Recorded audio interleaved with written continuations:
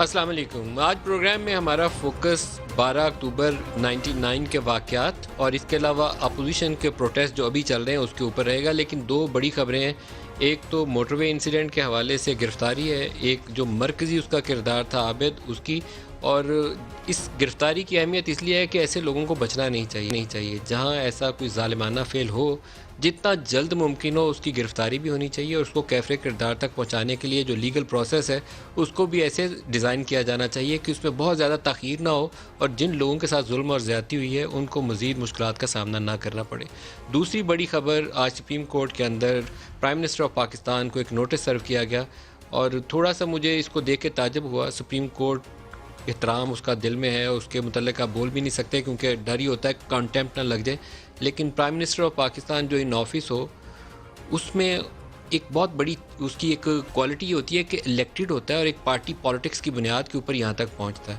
اس party politics کو، اس سیاست کو وہ خیر باد یا ترک کر کے تو وہ کسی آفس کا پی ایم تو بن نہیں سکتا. اس نے سیاست کرنی ہے تو سیاسی انداز سے آگے چلے گا.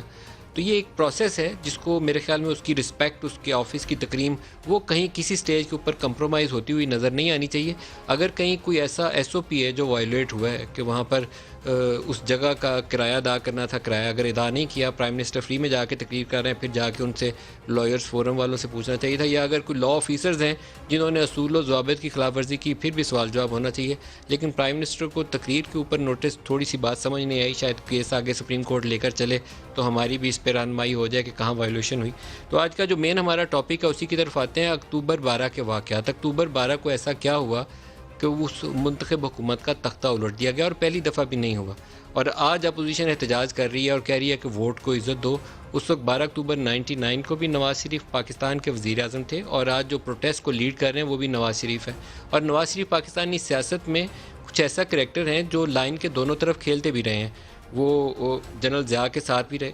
پاکستان میں جب آئی ایس آئی بنائی گئی اور جہاں رول آتا ہے کہ ہماری ایجنسیوں کا سیاست کے اندر کردار نہیں ہونا چاہیے، تو آئی جے آئی ایک وہ ماسٹر پیس تھا جس میں پاکستان پیپلز پارٹی کو اقتدار سے باہر رکھنے کے لیے آئی جے آئی تخلیق کی گئی. اس میں بھی نواز شریف تھے. لیکن 12 اکتوبر 99 کو جب نواز شریف کی منتخب حکومت کو گرایا گیا تو بے نظیر بھٹو، جو پاکستان میں ڈیموکریسی کی چیمپئن کے طور پر جانی جاتی ہیں، وہ اس موو کو ویلکم کرتی ہوئی نظر آئیں. اور یہ 90 کی پوری دہائی میں یہ سلسلہ 4 دفعہ دہرایا گیا. 2 دفعہ پیپلز پارٹی کی حکومت اور 2 دفعہ پی ایم ایل این کی حکومت گری، اور دوسرے فریق جو تھے وہ مل جاتے تھے، اسٹیبلشمنٹ کے ساتھی بن جاتے تھے اور گرانے والے کے ساتھ مل کر اس چیز کو ویلکم کر رہے ہوتے تھے. اب کیا فرق آیا ہے؟ کیا ہمارے ہاں کچھ ایسے صلاحیتیں پیدا ہو گئی ہیں، کچھ ہمارے ہاں ایسی روایات نے جنم لے لیا ہے کہ اب ہم نے طے کر لیا ہے کہ ہم نے چور دروازے سے سیڑھی لگا کر اقتدار کی منزل تک پہنچنے کی آئندہ سے کوشش ترک کر دی ہے، ماضی کی غلطیوں سے تائب ہو گئے، معافی مانگ لی ہے، اور آئندہ ہم سیدھے راستے پہ چلیں گے؟ کیا کچھ ایسا ہو گیا؟ اور عوام کی بہتری کے لیے ہم کوشاں رہیں گے، کچھ ایسا نہیں کریں گے جس کے اوپر بعد میں جو کرپشن کے جس حکومت کو گرایا گیا، کرپشن ایک اس میں سے چارج ہوتا تھا کہ وہ آئندہ سے سلسلہ رک جائے گا. میں آج پورا کوشش کروں گا پروگرام اسی پہ ہم فوکس رہیں. اور ہمارے ساتھ جو مہمان شخصیات، کرنل اشفاق حسین ہمارے ساتھ شامل ہوں گے، جو فارمر ڈپٹی ڈائریکٹر ہیں آئی ایس پی آر کے، اور 12 اکتوبر 99 کو کیا ہوا ان کی زبانی جانیں گے. سینیٹر پرویز رشید صاحب پاکستان مسلم لیگ نواز سے، وہ ہمارے ساتھ ہوں گے. اور اس کے علاوہ ہم کوشش کریں گے کہ پاکستان تحریک انصاف سے بھی فاروق حبیب صاحب وہ بھی ہمیں جوائن کریں. کرنل اشفاق صاحب سے پروگرام کا آغاز کرتے ہیں. کرنل صاحب السلام علیکم. وعلیکم السلام. کرنل صاحب، آپ کی کتاب پڑھنے سے اور مختلف جو فارمر جنرل تھے، جنرل شاہد عزیز صاحب سے بھی انٹرویو کیا تو مجھے احساس یہ ہوا کہ جنرل پرویز مشرف جب پاکستان سے جا رہے تھے تو اس سے پہلے جنرل شاہد عزیز جنرل محمود کے ساتھ مل کر، اور جنرل شاہد عزیز کے ساتھ مل کر، جنرل محمد عزیز، جنرل شاہد عزیز اور جنرل محمود، یہ آپس میں فلی آن بورڈ تھے، اور یہ بات طے تھی کہ اگر پرائم منسٹر نے آرمی چیف کو ہٹایا تو army will move against the elected prime minister اور اس کو ریموو کر دیا جائے گا. کیا کچھ ایسا ہی ہوا؟ نہیں، یہ پہلی دفعہ ایسا نہیں ہوا تھا کہ پرائم منسٹر نے کسی چیف کو برطرف کیا ہو، بلکہ اس سے پہلے بھی ایسا ہو چکا تھا کہ وہ 2-3 چیف کو ہٹا چکے تھے. ایک ایئر فورس کے چیف کو بھی ہٹا چکے تھے. اور آئین کے مطابق یہ وزیر اعظم کا حق ہوتا ہے، صوابدید ہوتی ہے کہ وہ جس کو چاہے چیف آف آرمی اسٹاف جو ہے وہ مقرر کر دے. تو یہ پہلی دفعہ ایسا نہیں ہوا تھا. جنرل شاہد عزیز سے جب میں نے انٹرویو کیا تو مجھے ان سے سن کے وہ کافی اس میں انٹرسٹنگ چیزیں تھیں، اور مجھے یہ بھی سرپرائز ہوا کہ پرائم منسٹر کو اس کا پتہ کیوں نہیں تھا کہ ایک میٹنگ میں ان کو بلایا گیا، اور اس میٹنگ میں جنرل محمد عزیز بھی تھے، اور اس میٹنگ میں جنرل محمود بھی تھے، اور شاید جنرل راشد قریشی بھی تھے، اور جہاں اس پلان کو انفولڈ کیا گیا ان کے سامنے اس وقت وہ ڈی جی ایم او تھے۔ تو اس کا مطلب ہے کہ یہ جو مین کو پلاٹرز تھے، جو 4-5 کریکٹرز تھے، وہ پہلے سے یہ طے کر چکے تھے، اور ان کے ایس او پیز بھی تقریباً انہوں نے وضع کر لیے ہوں گے کہ ہم نے رسپونڈ کیسے کرنا ہے۔ جی ہاں، یہ بالکل یہ بات خود مجھے جنرل عثمانی نے خود بتائی تھی کہ انہیں فون آیا جنرل عزیز کا جی ایچ کیو سے، اور انہوں نے پوچھا کہ اب کیا کرنا چاہیے۔ تو حالانکہ جنرل عثمانی جو تھے وہ acting chief of army staff نہیں تھے، acting chief of army staff تو کوئی اور تھے، لیکن چونکہ سب کچھ کا دارمدار اس بات پر تھا کہ جنرل عثمانی جو ہے وہ کس طرح سے بیہیو کرتے ہیں، چونکہ انہیں دونوں طرف سے ٹیلی فون آئے تھے۔ انہیں جو وزیر اعظم نواز شریف کے ملٹری سیکرٹری تھے اس نے بھی ان کو فون کیا تھا، اور انہوں نے کہا تھا کہ جنرل مشرف کو گرفتار کر کے اور کہیں قید کر دیا جائے۔ اور اس کے تھوڑی دیر کے بعد جو ہے وہ جنرل ضیاء الدین بٹ کا بھی ان کو ٹیلی فون آیا، لیکن انہوں نے زیادہ اعلیٰ ظرفی کا مظاہرہ کیا۔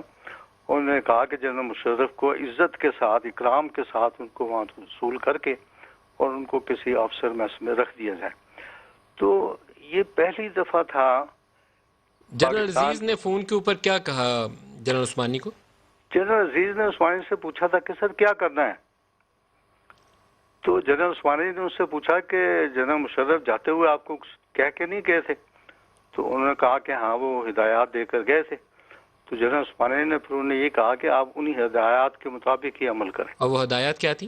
اور وہ ہدایات تو اب یہ تو مطلب ہے مجھے نہیں پتا کہ انہوں نے کیا ہدایات دی تھی، لیکن جیسے ابھی آپ نے کہا کہ وہ پہلے سے گویا اس بات کی انہوں نے تیاری کی ہوئی تھی کہ اگر جنرل مشرف کو ڈسمس کیا جائے گا تو وہ پھر کیا سلوک کریں گے اس پرائم منسٹر کے ساتھ، اور پھر وہ کیا، تو پھر وہ جو کچھ بھی انہوں نے کیا اس کا مطلب ہی یہ تھا کہ یہ سب کچھ کی ہدایات جو ہیں وہ جنرل مشرف ان کو پہلے سے دے گئے تھے۔ اچھا، جو کراچی ایئرپورٹ کے واقعات ہیں وہ بھی آپ نے بیان کیے ہیں، ایک ایک کر کے پوچھتے ہیں آپ سے۔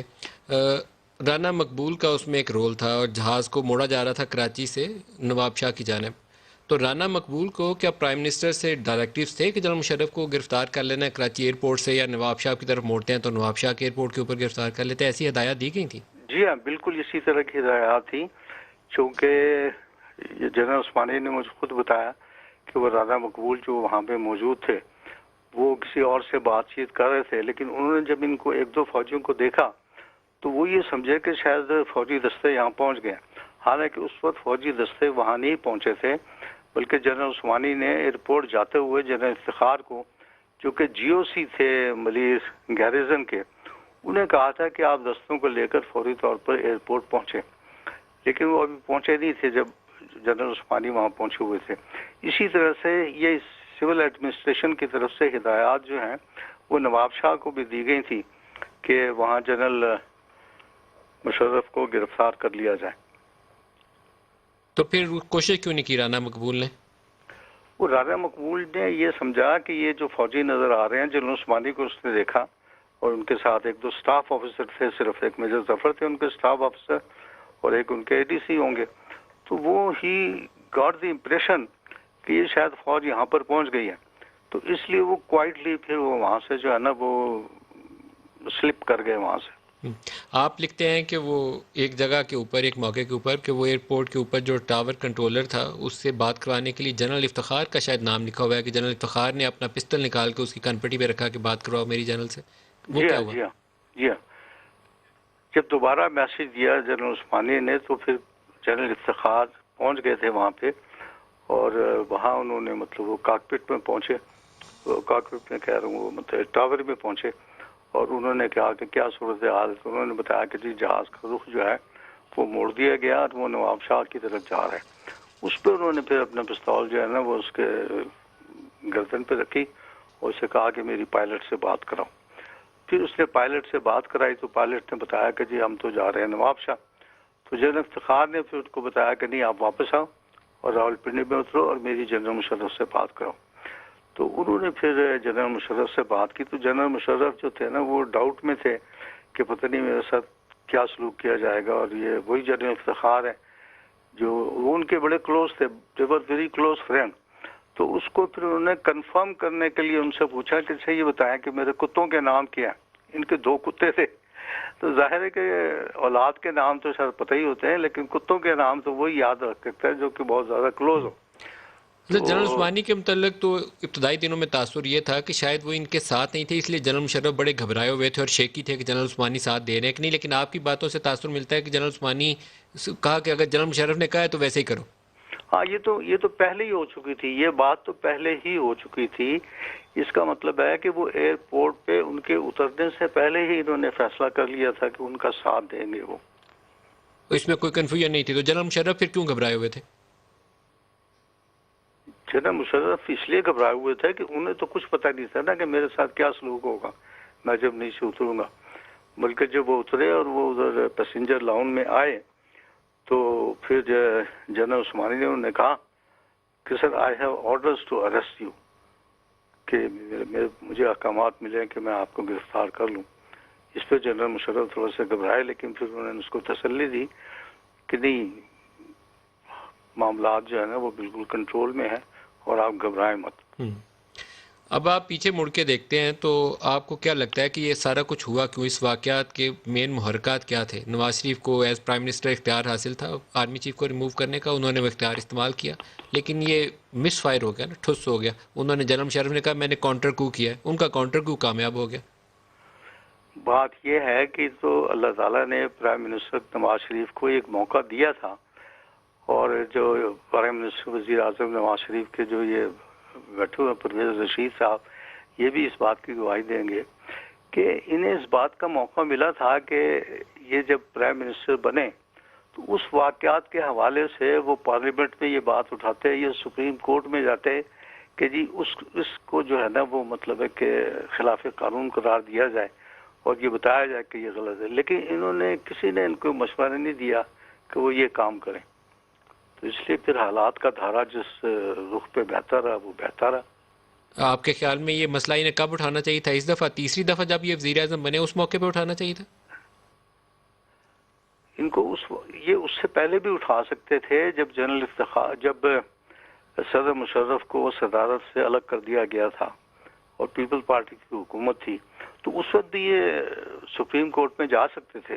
لیکن ایک بات کی وضاحت نہیں ابھی بھی ہوتی کہ جنرل مشرف کو ہٹانے کی ضرورت کیوں پیش آئی نواز شریف صاحب کو؟ کیا ایسی مجبوری تھی کہ یہ پہلے کو کرنے کی کوئی ایسی خفیہ تیاری تھی جس کی بنا پہ انہوں نے کہا کہ ان کو نکالو, اب یہ جہاز پہ بیٹھے ہوئے ہیں؟ کیا وجہ ہوئی؟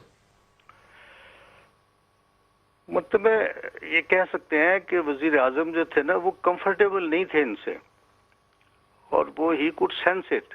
وجہ انہیں خدشہ محسوس ہو رہا تھا کہ یہ جو ہے نا یہ میرے خلاف کو کریں گے. انہیں خدشہ تھا کہ یہ کو کریں گے؟ ہاں, انہیں خدشہ تھا اس بات کا. He was not feeling comfortable with him. اور یہ کارگل کے بعد کے واقعات میں میرے خیال میں ایک تسلسل تھا جو 12 اکتوبر تک لے کر آیا تھا. بالکل, اصل میں تو یہی بات تھی کہ اگر دیکھیں یہ جو خود جب انہوں نے اس کو ہٹا کے جنرل ضیاء الدین بھٹ کو جب چیف آف آرمی اسٹاف مقرر کیا, تو اس کا مطلب ہی یہ تھا کہ وہ پوری کی پوری ٹیم جو کہ کارگل میں انوالو تھی ان سب کے ٹرائل ہونے تھے.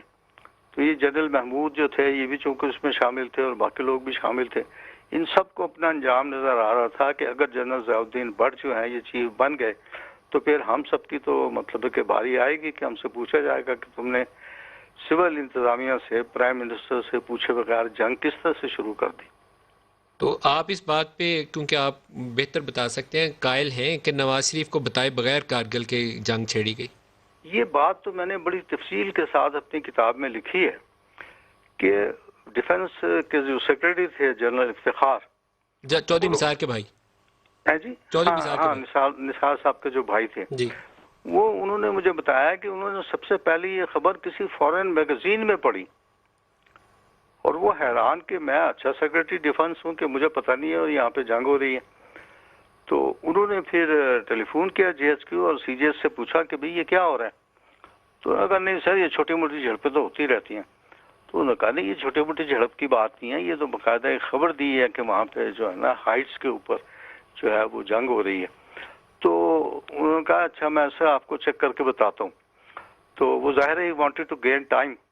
تو دوسرے دن پھر انہوں نے مطلب پورا دن گزر گیا اور دوسرے دن انہوں نے بتایا کہ جی وہ 17 مئی کو آئی ایس آئی کے ہیڈ کوارٹر میں ایک بریفنگ ہے پرائم منسٹر کے لیے، تو آپ بھی اس میں آ جائیں. تو this was for the first time کہ پرائم منسٹر کو بتایا گیا، جبکہ اس وقت تک تو آدھے دنوں سے زیادہ گزر چکے تھے.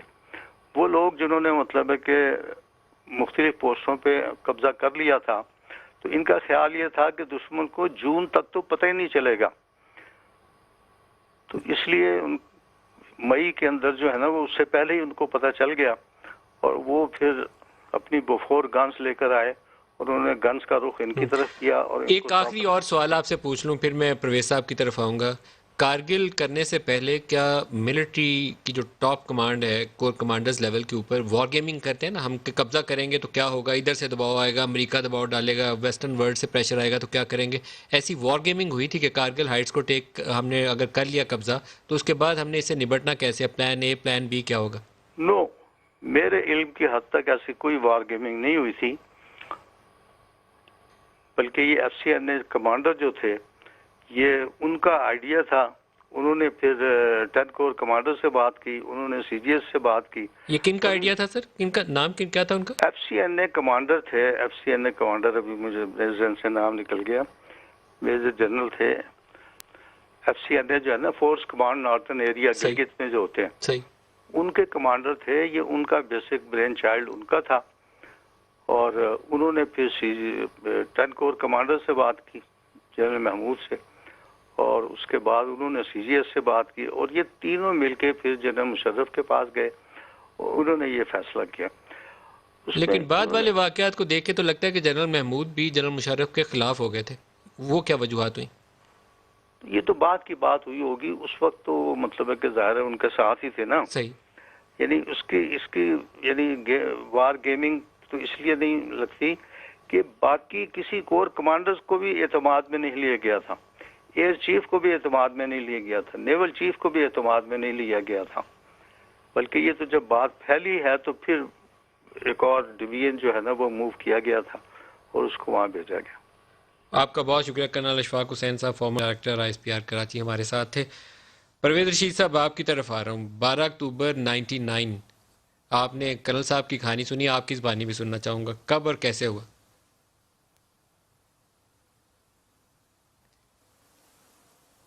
میرا خیال ہے کہ کرنل صاحب نے جو کہہ دیا اس کے بعد تو کچھ کہنے کی گنجائش ہی نہیں رہ جاتی. یہ کرنل صاحب ان کے گھر کے بھیدی ہیں، اس وقت آئی ایس پی آر میں خود موجود تھے اور ان کے پاس تمام اطلاعات جو ہیں مصدقہ ہیں. دیکھیے وہ ہمیں کیا بتا رہے ہیں. وہ بتا یہ رہے ہیں کہ وزیر اعظم پاکستان کو بے خبر رکھا گیا، خود فوج کے کور کمانڈرز کو بے خبر رکھا گیا، فضائیہ اور نیوی کے سربراہوں کو بھی اس مس ایڈونچر سے بے خبر رکھا گیا. ایک ایسا مس ایڈونچر جس نے پاکستان کو بین الاقوامی طور پر رسوائی دی، پاکستان کی سلامتی جس سے خطرے میں ہوئی، اور ہمارے انتہائی قیمتی جوان جو تھے ان کی جانوں کی قربانی ہوئی.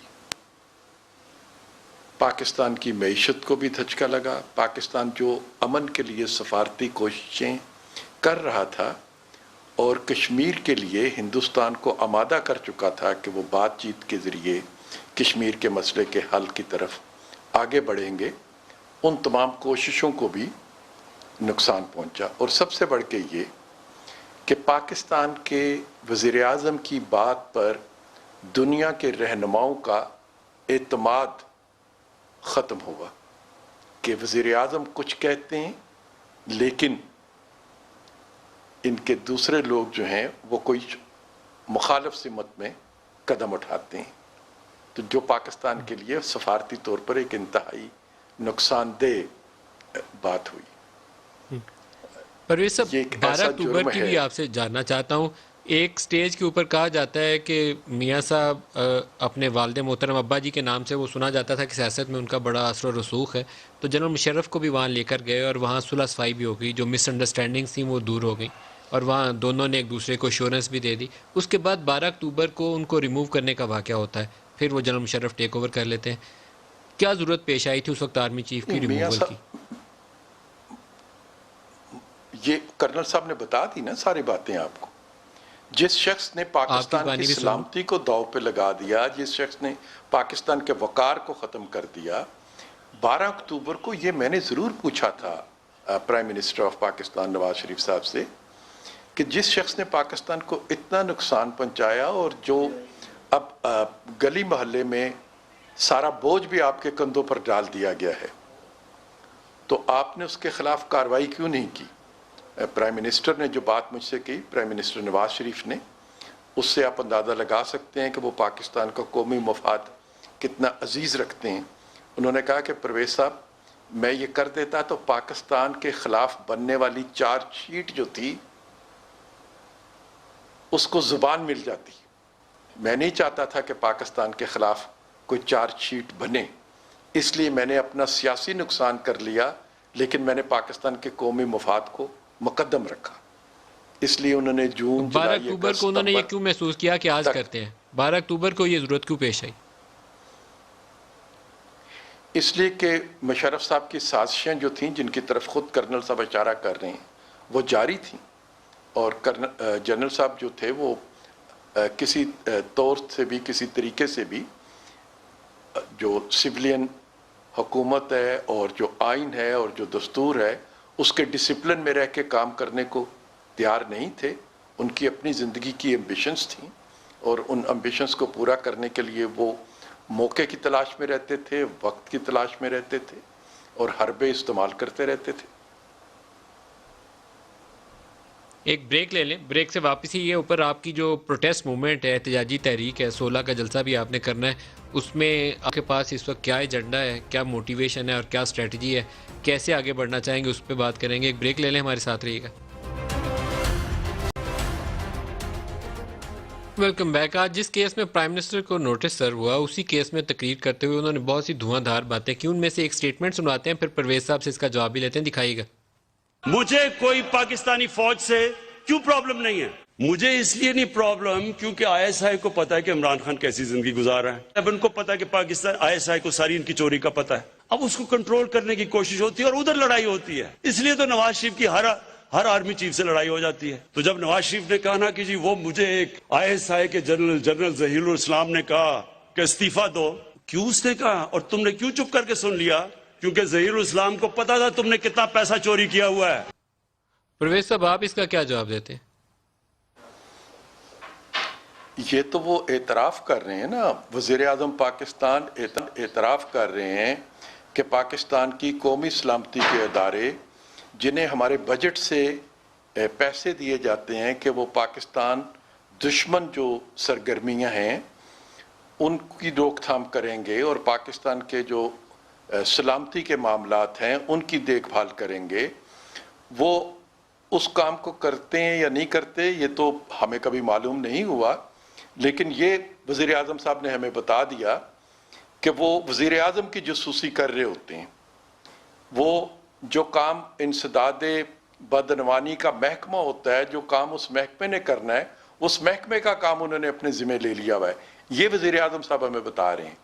اور وزیر اعظم صاحب یہ ہمیں نہیں بتا سکتے. لیکن جو الزام ہے وہ بھی کافی سنگین ہے. وہ کہتے ہیں کہ میں تو صاف سادہ زندگی گزارتا ہوں، نواز شریف صاحب پیسے کما رہے تھے اس لیے آئی ایس آئی نے ان کے خلاف کارروائی کی، وہ بول نہیں سکے.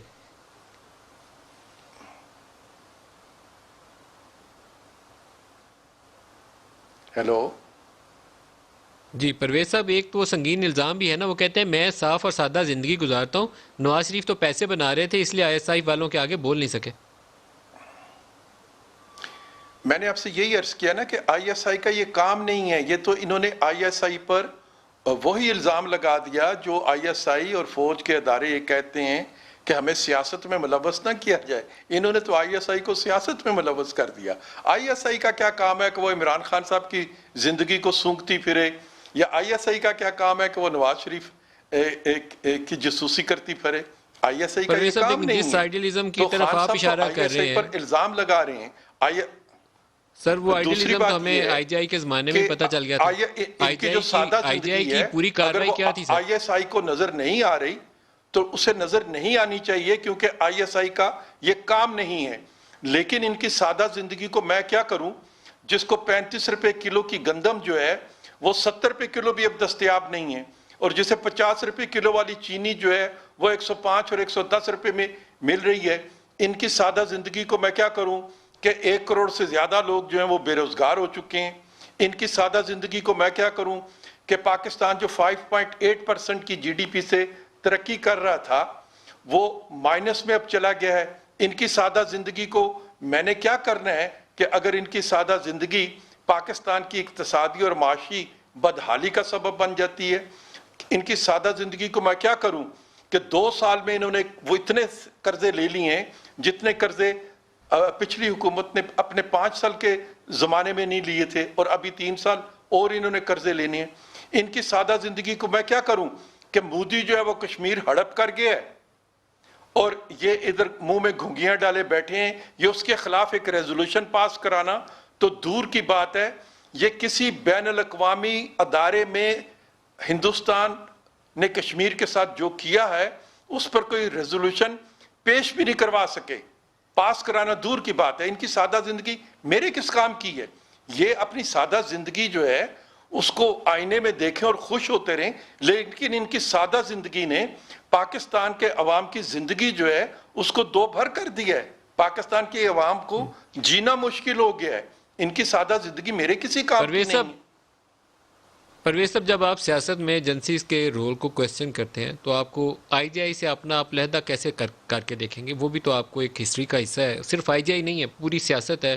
وہ جنیجو کی سمجھیوں سے لے لیں, یہ پرانا میں چھوڑ بھی دوں, جنیجو سی سمجھیاں لے لیں, پھر آئی جی آئی کے 2 الیکشن لے لیں, پھر بے نظیر کی حکومت کا ڈسمسل دیکھ لیں. وہ پورا پروسیس ہے جہاں پر آپ کی سیاست جڑی رہی انہی ایجنسیوں کے ساتھ. آئی جی آئی بہت بڑا ایک سٹگما ہے, کیسے اس کو ہٹائیں گے؟ دیکھیں, آپ چارٹر آف ڈیموکریسی کو پڑھیے, وہ شروع یہاں سے ہوتا ہے. بے نظیر صاحبہ بھی یہ فرماتی ہیں اور نواز شریف صاحب بھی یہ ایڈمٹ کرتے ہیں کہ ماضی میں جو ہم نے غلطیاں کی تھیں ان غلطیوں کو ہم اب نہیں دہرائیں گے. لہذا ماضی کا جو چیپٹر ہے وہ اس ایڈمیشن کے بعد جب آپ نے اپنی غلطیوں کا اعتراف, کوئی بھی اپنی غلطیوں کا جب اعتراف کر لیتا ہے تو پھر نہیں سر جی مجھے اگلا سوال پوچھ لینے دیجئے. بے نظیر بھٹو, اللہ پاک ان کی مغفرت فرمائے, انہوں نے سی او ڈی سائن کرنے کے بعد جنرل مشرف سے دبئی میں بات چیت شروع کی, اور نواز شریف صاحب میمو گیٹ میں جو رول ادا کیا وہ دوبارہ اس سی او ڈی سے اس کا کوئی تعلق نہیں تھا. میرا کہنا یہ ہے کہ دونوں نے اپنی غلطیوں کو تسلیم کیا. دونوں نے چارٹر آف ڈیموکریسی کے, دونوں جماعتوں نے چارٹر آف ڈیموکریسی کے ایک بہت بڑے حصے پر عمل بھی کیا. اس میں کوئی کمزوریاں, کوئی کوتاہیاں بھی اگر رہ گئی ہوں گی تو یہ ایک پروسیس ہے جو جاری رہنا تھا. اگر وہ پروسیس جاری رہتا تو شاید پاکستان کی جمہوریت پہلے کے مقابلے میں زیادہ نہ صرف مستحکم ہوتی بلکہ زیادہ میچور بھی ہوتی, زیادہ پختہ بھی ہوتی. ایک بات سے مجھے آپ کی اتفاق ہے کہ الیکشن کا پروسیس چلنا چاہیے, ٹوٹنا نہیں چاہیے. اسی سے ایک صفائی کا عمل رہے گا, کوئی جیتے گا کوئی ہارے گا, لوگوں کو ایک بہتر آئیڈیل مل جائے گا جس کے اوپر ان کا بھروسہ ہوگا, اعتماد ہوگا, ٹرسٹ ہوگا. لیکن آپ کے اوپر کیوں اعتماد کیا جائے؟ کیونکہ پہلے جو 35-40 سال کی آپ کی سیاست ہے اس میں آپ 2 قدم آگے بڑھتے ہیں جمہوریت کی طرف, تو 10 قدم آپ کو جب موقع ملتا ہے تو پیچھے دوبارہ اسٹیبلشمنٹ کی طرف چلے جاتے ہیں. بار بار کرتے ہیں آپ, ایک دفعہ نہیں بار بار کرتے ہیں. اب آپ پہ کیوں بھروسہ کیا جائے کہ آپ کچھ بہتر کرنا چاہتے ہیں؟ یہ فتویٰ دینا جو ہے یہ کسی کے اختیار میں نہیں ہے. جمہوریت میں ہمیں پاکستان کے عوام کے پاس جانا ہے اور پاکستان کے عوام سے پوچھنا ہے کہ وہ کس سیاسی جماعت پر اعتماد کرتے ہیں اور کس سیاسی جماعت پر اعتماد نہیں کرتے. ہمیں انجینئرڈ نہیں کرنا کسی اعتماد کو, ہمیں مینوفیکچر نہیں کرنا کسی اعتماد کو, ہمیں کسی اعتماد کے لیے آر ٹی ایس سسٹم کو بند نہیں کرنا. اعتماد پاکستان کے عوام کا حق ہے کہ وہ کسی پر اعتماد کریں. دانشور, سوچنے سمجھنے والے لوگ, وکلا, بار رومز کے لوگ اور عام آدمی, سب کا ایک ووٹ ہے اور ہر ایک نے اپنا ووٹ جو ہے کسی سیاسی جماعت کو دینا ہے, یہ اس کا حق ہے. ہاں, کسی کو یہ حق حاصل نہیں کہ میں ووٹ تو شیر کے نشان پہ لگاؤں اور جب بیلٹ باکس سے میرا ووٹ باہر نکلے تو گنتی میں وہ کسی دوسری جماعت کے لیے حاصل کر لیا جائے. تو یہ پاکستان کے عوام فیصلہ کریں گے اور یہ فیصلہ انہیں کرنے دینا چاہیے. 16 اکتوبر کو آپ آغاز کر رہے ہیں جلسوں کے ساتھ اپنے اس پروسیس کا. کیا نیا نعرہ یا نظریہ یا سوچ دیں گے 16 تاریخ کو؟ ہمارا نعرہ وہی ہے جو پاکستان کی سیاسی صورتحال سے خود بخود پاکستان کے عوام کے زبانوں سے نکلا ہے. ووٹ کو عزت دو. اور اس نعرے کو اپوزیشن کی یعنی پی ڈی ایم کی تمام سیاسی جماعتوں نے اپنا لیا ہے اور انہوں نے جو اپنا منشور بھی جاری کیا ہے اس میں بھی اس نعرے کو تسلیم کیا گیا ہے. اور 16 اکتوبر کا بھی یہی نعرہ ہے کہ ووٹ کو عزت دی جائے. پرویز صاحب لاسٹ کویسچن، کیا آپ خود بھی، آپ کی جماعت بھی اس پر عمل پیرا رہے گی؟ میں نے آپ سے عرض کیا کہ اگر ہم اس پر عمل نہیں کریں گے تو پاکستان کے عوام ہمارے پر اعتماد نہیں کریں گے. اور سب سے بہترین منصف پاکستان کے عوام ہیں. یقیناً ہمارے اس نعرے کو اگر پاکستان کے عوام نے قبول کیا ہے تو وہ اس بات کی دلیل ہے کہ پاکستان کے عوام ہمارے پہ اعتماد کرتے ہیں. پرویز رشید صاحب بہت شکریہ، آپ ہمارے ساتھ رہے. فاروق حبیب صاحب پاکستان تحریک انصاف سے، وہ ہمارے ساتھ شامل ہو رہے ہیں. فاروق صاحب السلام علیکم.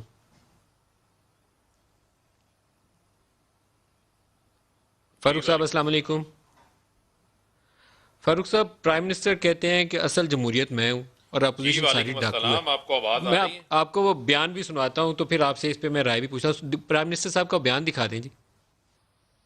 یہ جو ڈاکوؤں کی کولیشن ہے، انہوں نے کوشش کی ہمیں فیٹف کے قانون کے اوپر پھنسانے کی، بلیک میل اس سے کیا ہمیں این آر او لینے کے لیے. ڈیموکریسی تو میں ہوں، پاکستان کی سب سے زیادہ ووٹ لے کے آیا ہوں، پاکستان کی تاریخ میں 5 حلقوں سے جیتا ہوں. فاروق صاحب، یہ اگر پرائم منسٹر کہتے ہیں کہ صرف میں ہی ڈیموکریسی ہوں باقی تو سارے ڈاکو ہیں تو یہ تو پھر آگے چلنے کا طریقہ نہیں ہوگا. یہ تو کہیں نہ کہیں آپ کا بیچ میں چوراہے کے اندر ایک ٹکراؤ ہوگا اور سب کا نقصان ہو سکتا ہے اس میں.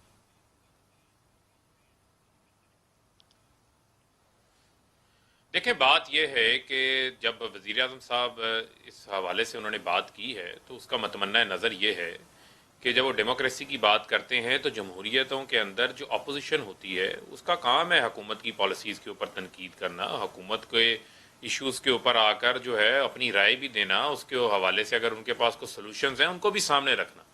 لیکن یہاں جو اس ملک کے اندر اپوزیشن ہے، جو ابھی بات کر رہے تھے چارٹر آف ڈیموکریسی کی، وہ چارٹر آف ڈیموکریسی نہیں تھا، وہ چارٹر آف لوٹوکریسی تھا. اس کا مطلب یہ تھا کہ آپ بھی لوٹیں، ہم بھی لوٹیں، لیکن ہم ایک دوسرے کے خلاف اب کمپرومائز کریں گے اور فرینڈلی انداز سے چلیں گے. اور وہ آپ نے دیکھا کہ اگلے 10 سال میں جو پچھلے 10 سال میں اقتدار رہا ہے پیپلز پارٹی کا، پی ایم ایل این کا، بتائیں نون لیگ نے پیپلز پارٹی کے خلاف لانگ مارچ کیا کرپشن کے اوپر، مہنگائی کے خلاف، یا پیپلز پارٹی نے ان کے خلاف کو لانگ مارچ کیا کرپشن کے خلاف یا مہنگائی کے خلاف؟ کیونکہ دونوں کا آپس میں اتفاق تھا، اس چیز کے اوپر ان کا اتفاق تھا. اور آپ دیکھیں کہ قومی سلامتی جیسے بلز کے اوپر جس انداز سے بلیک میلنگ کی گئی این آر او لینے کے لیے، فیٹف لاز کے اوپر، مجھے آپ بتائیں کہ دنیا کے کسی جمہوری ملک کے اندر جہاں پر ہم جمہوریتوں کی مثالیں دیتے ہیں، کیا ان ممالک کے اندر اپوزیشن کا ایسا کانڈکٹ ہوتا ہے، ایسا رول ہوتا ہے؟ کیا اپوزیشن احتساب کے اداروں کو بند کروانے کے لیے سڑکوں پہ احتجاج کرتی ہے؟ وہاں پر تو یہ کام نہیں ہوتا. تو وزیر اعظم جب یہ بات کرتے ہیں تو وہ اس سوچ کو سامنے رکھتے ہوئے یہ بات کرتے ہیں کہ جمہوریت کا جب وہ حوالہ دیتے ہیں کہ جمہوریت میں ہوں کا مطلب ہی ان کا یہ ہے کہ جو ملک میں جو سسٹم نظام چل رہا ہے، جو جمہوری نظام چل رہا ہے، اس میں جو اپوزیشن کا اصل کردار، اصل رول ہونا چاہیے وہ نہیں ہے. کیونکہ اپوزیشن جو پیچھے کر کے آئی ہے، اپوزیشن تو ٹیٹیاں لگواتی رہی ہے، منی لانڈرنگ کرتی رہی ہے، جعلی اکاؤنٹس بناتی رہی ہے. اپوزیشن نے تو ووٹر کو عزت نہیں دی. اور اپوزیشن آج نواز ووٹ شریف کو کا عزت بھی اگر دینے کا حالیہ دیکھیں منہ تو سے یہ نعرہ عدلیہ مار رہے بحالی ہیں. اس والا کا مطلب آخری یہ تھا ہے جو میجر چور کو بڑا عزت ایونٹ دو، تھا، مجھے منی یاد ہے لانڈرر کو دسترس عزت افتخار دو. کی بحالی کے وقت. وہ تو سیاسی جماعتیں کرتی ہیں، یہ سیاسی جماعتوں کی پالیٹکس کا حصہ ہوتا ہے. ہمارے ساتھ سہیل بڑائی صاحب بھی شامل ہو رہے ہیں. سہیل صاحب السلام علیکم. السلام علیکم ملک صاحب، میں بڑا معذرت خواہ ہوں، کوئی بات نہیں. ایکسپیکٹڈ جگہ پر گیا. یہ بتائیے کہ ابھی یہ جو سیاست ہے یہ جلسے جلوسوں پہ آ گئی ہے. 2014 میں ہم نے دیکھا تھا کہ اس کا پھر انجام کس طرف ہمیں لے گیا تھا، ابھی کس طرف لے کے جائے گی؟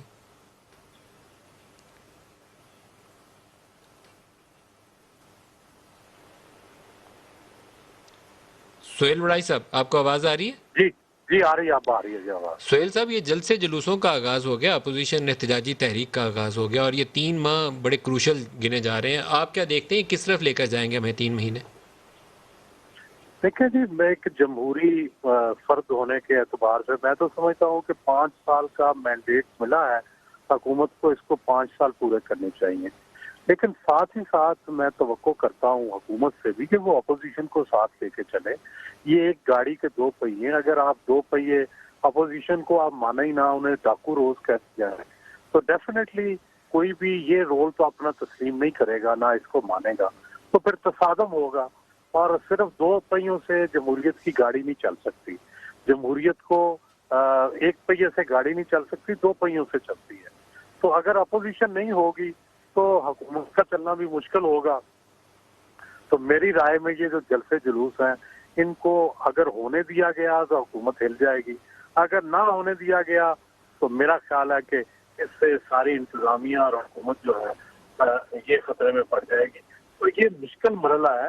یہ ٹھیک ہے کہ کوئی جلسے جلوسوں سے نہیں جاتی اور نہ ہی جانی چاہیے، لیکن حکومتیں ہل ضرور جاتی ہیں جلسے جلوسوں سے۔ فاروق صاحب، جو ابھی کی اطلاع ہے آج کی کیبنٹ میٹنگ کے بعد، وہ تو یہی ہے کہ حکومت اجازت دے رہی ہے اپوزیشن کو، فری ہینڈ دے گی جلسے جلوسوں کے لیے، کیا یہ بات صحیح؟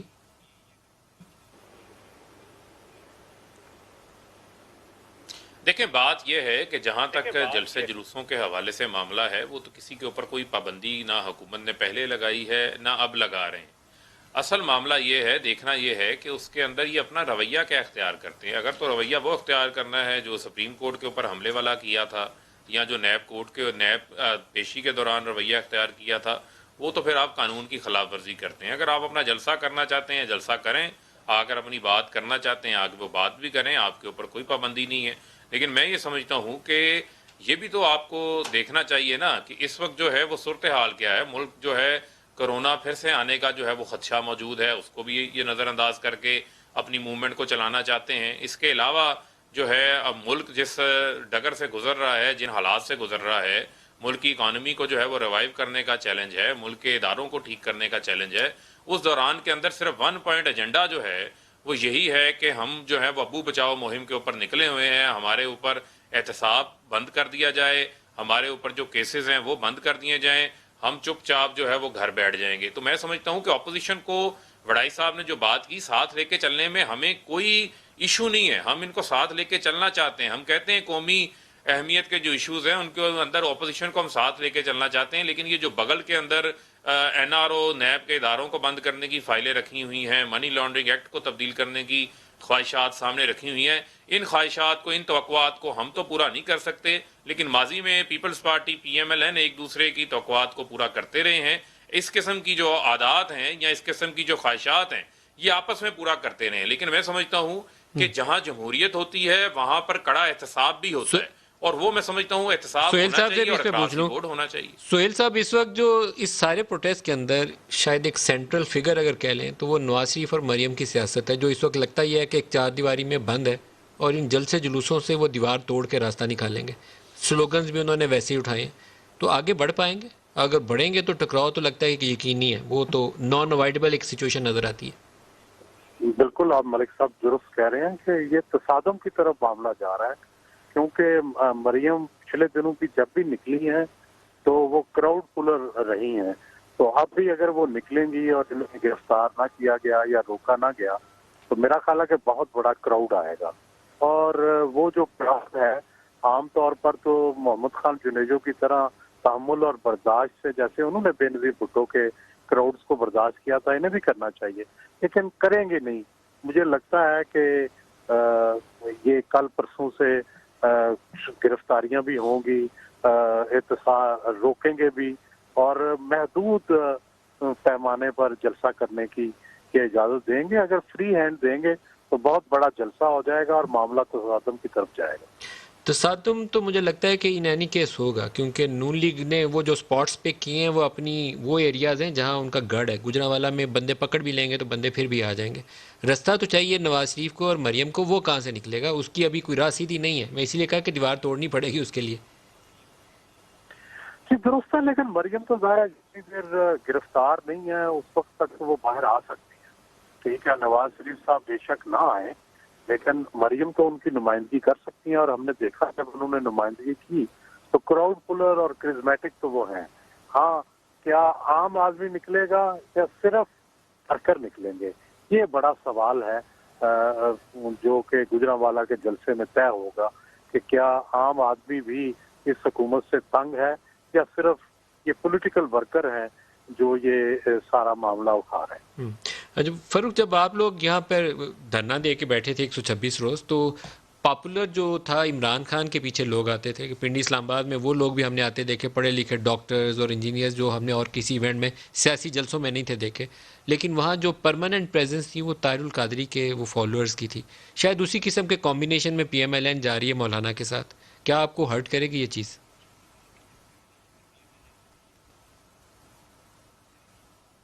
دیکھیں میں نہیں سمجھتا کہ کوئی اس قسم کا جو معاملہ ہے وہ ہمیں حکومت کو اس سے جو ہے وہ خدشہ ہے. آپ کے علم میں ہے کہ پی ایم ایل این نے جس طریقے سے طاقت کا استعمال کیا تھا آپ کے یہ بھی علم میں ہے کہ فیصل آباد کے اندر ہمارا ایک کارکن شہید ہوا تھا. میں اس موقع کے اوپر ہی موجود تھا.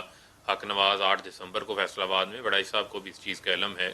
اور جس انداز سے دہشت گردی کی ایف آئی آریں درج ہوتی تھیں کارکنوں کو پکڑ دھکڑ کیا جاتا تھا آنسو گیس کا بے دریغ استعمال ہوتا تھا ربڑ کی گولیاں چلائی تھیں کس انداز سے کنٹینر لگا کے راستوں کو روکا جاتا تھا چادر اور چار دیواری کا تقدس پامال کیا جاتا تھا یہ ان کی تاریخ ہے. یہ بھی میں سامنے رکھنا چاہتا ہوں. آپ نے دیکھا کہ ہم نے رقصے کا اعلان کیا تھا تو یہاں پر ڈنڈا بردار لٹھ بردار فورسز بن کے جو ہے وہ معاملات سامنے آنا شروع ہو گئے تھے. لیکن حکومت کی جانب سے آپ نے دیکھا انہوں نے پہلے بھی جلسے جلوس کیے ہیں پہلے بھی پروگرامز کیے ہیں. ان کو عوام کی طرف سے جو ہے وہ عدم دلچسپی کا سامنا رہا ہے. لوگ ان کے پیچھے کیوں نکلیں؟ لوگ حسن نواز کے لیے نکلیں حسین نواز کے لیے نکلیں یا نواز شریف مفرور اور اشتہاری کے لیے نکلیں گے جو خود تو لندن بیٹھے ہوئے ہیں ان کے بچے تو جو ہیں وہاں پر ٹھنڈی ہوائیں کھا رہے ہیں. یہاں پر یہ پاکستانی عوام کو کہہ رہے ہیں جی کہ ووٹ کو عزت دینے کے لیے نکلو. تو میں نہیں سمجھتا کہ لوگوں کو ان کے احتجاج کے ساتھ دلچسپی ہے. لوگوں کو سمجھ بوجھ ہے. پھر میں یہ کہوں گا پی ایم ایل این کا بھی ٹائم ختم ہو گیا. فاروق صاحب تو یہ دونوں کا بہت شکریہ. آئندہ آنے والے دنوں میں بھی یہ بحث جاری رہے گی کیونکہ یہ 16 کے بعد 18 اور یہ سلسلہ بھی آگے چلنا ہے. آج کے لیے اتنا ہی اجازت دیجیے. خدا حافظ.